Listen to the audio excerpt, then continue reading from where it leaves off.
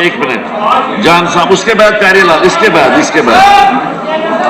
शुक्रिया speaker sir मैं एक मिनट यार बैठ रहा हूँ मुझे। शुक्रिया सर। मैं सर एक बड़ी इंपॉर्टेंट जो सर मसला है हमारा पीर पंजाल रेंज का, ऑनरेबल मिनिस्टर साहिबा, हेल्थ मिनिस्टर साहिबा यहाँ बैठी हैं सर। हमारे रजौरी जो जीएमसी है उसमें 62% जो है डॉक्टर्स की शॉर्टेज है, और हमारा जितना भी रेफरल है पुंछ का, ऑनरेबल मिनिस्टर साहिबा, मैडम जी मेरी सर रिक्वेस्ट है, ऑनरेबल मिनिस्टर साहिबा से रिक्वेस्ट है कि रजौरी